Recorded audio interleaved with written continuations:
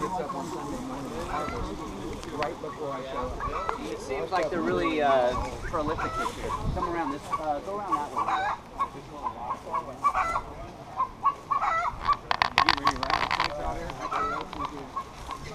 Yep. Yeah.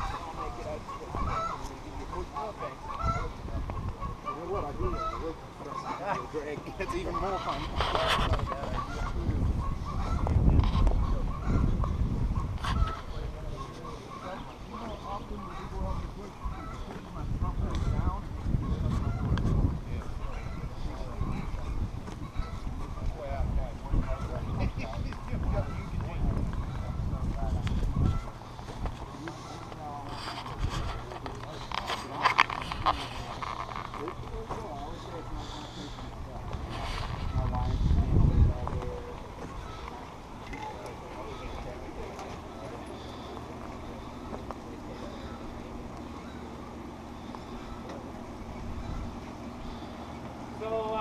I'll just kind of talk while you guys are all looking around. So what we have outside is hidroponics. I haven't really done a whole lot of media growing, so it's kind of my experiment in that. I shut it down during the winter, get it going again in the summer. So about 2 months ago I threw some goldfish in there. I just planted those starts about 4 weeks ago. I think maybe water's still a little bit cold for some of the plants, the peas. Also the yellowing, I believe, and I'm willing to hear any input, but I think our water is so high in pH that I don't really take up iron very well. And I've actually poisoned the roots by just putting citric acid in to bring it down and down and down and down, and it didn't go anywhere. I mean, I went through like 5 pounds of citric acid powder. So some of the plants grow great with our high pH water. Some don't. Down below, which is more commercial, that's where I use rainwater. During the end of the summer, I have to bring some municipal water to truck in, and about every 5th watering, I'll throw in some well water, just so it's not 100% RO rainwater. But I mean, that's my belief. I put some iron, so I do chelated irons. There's a natural chelated iron called BioLink. Smells like sweet yogurt. And I noticed, I mean, even these peas right here were all yellow 2 days ago, and I put iron in, and it seems like the bottom is starting to green up. So I've got peas, I've got some of our lettuce, cucumbers, radishes, I've got some beans growing, some blueberries over there, tomatoes, and the nice thing about aquaponics is like I'll be able to have my cucumbers draping down. I'll trellis out the tomatoes and the peas, but you can use the side around these barrels for where the plants are going to grow. So I'm able to pack things in a lot tighter than I normally would, knowing that I can pull and let things grow outside. These operate off of bell siphons, so I'm sure they've shown and explained how to use a bell siphon. You know, they're a little tricky here and there, but so we just have, you know, 100-gallon reservoirs, so that middle one is just a 55-gallon drum cut in half.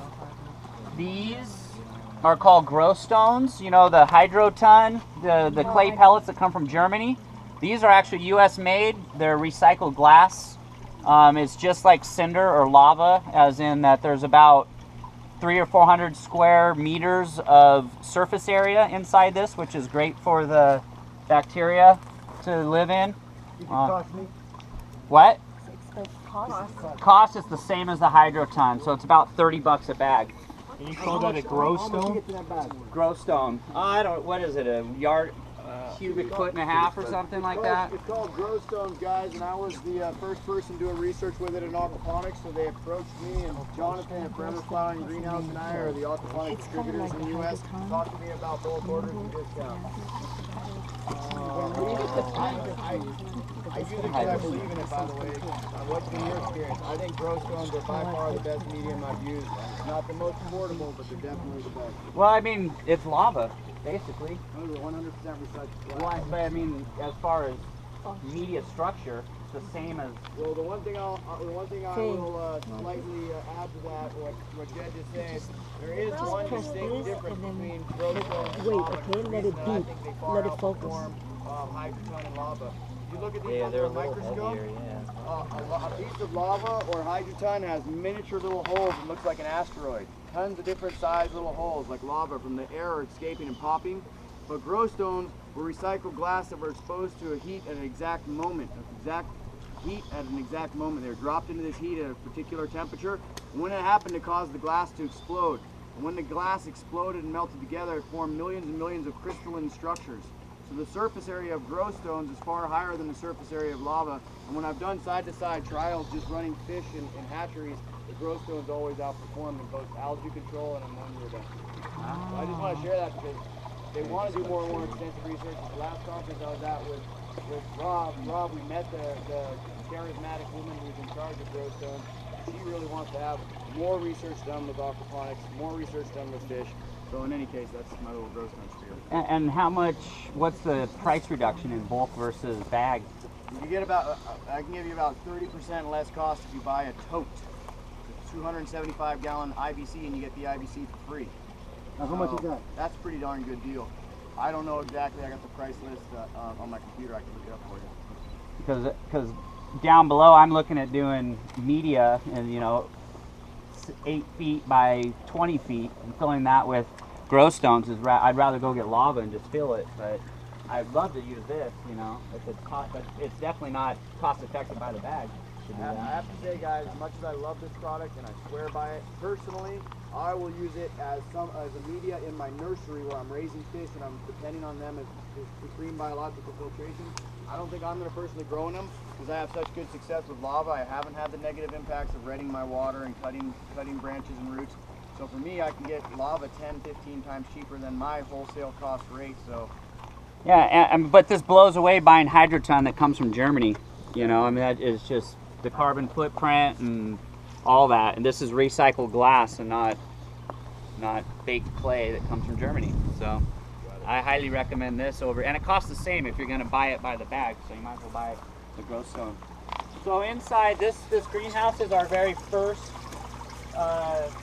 experience in growing. You guys can walk in and out.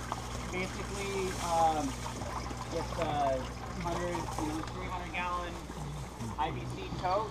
Goes into two barrels. Here, let me open up one of these so people can move. Let me sneak that. The glass is already recycled, so recycle it for this way.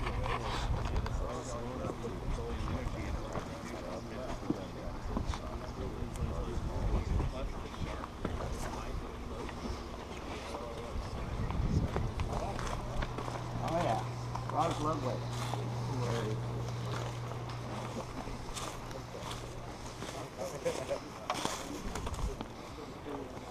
So what I've got is the water pumps up from the ground into the fish tank, feeds by gravity into a baffle system that's made out of a 50-gallon drum. Then it feeds by gravity into the net tank where I've got the surface area.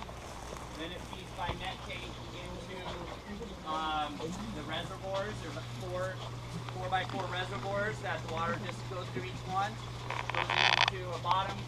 The last one has a standpipe that drains all the way back to a little tiny 5-gallon per minute pump, which feeds the system.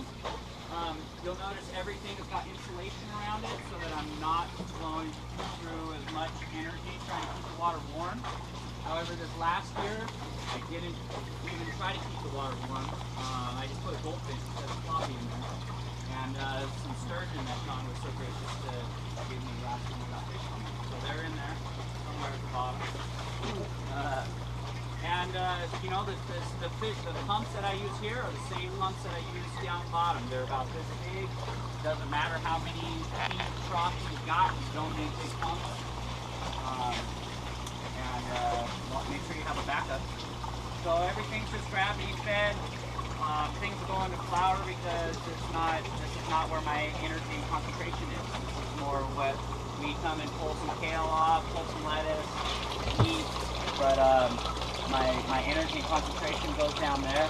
one thing that I didn't say that I thought about on the way home is that I was talking to Rob about how much time you actually have to farm. Not very much.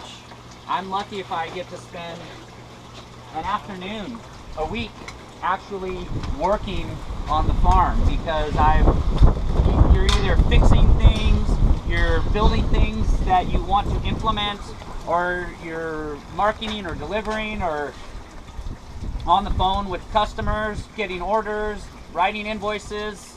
I wish I could farm more.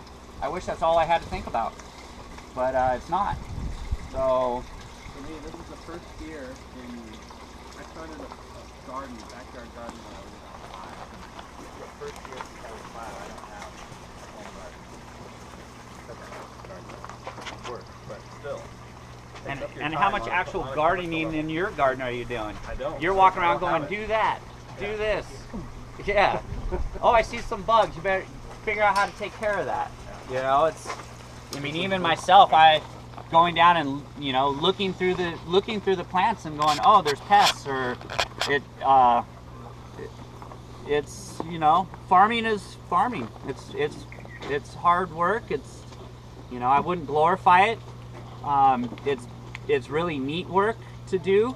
It's peaceful. I wish I didn't have to do the whole business side of it, so that I could just hermit out up here and farm. But the other side of it is I could do that and not get rid of anything. So I've often said if I could have the shirt printed, it would say aquaponics rock.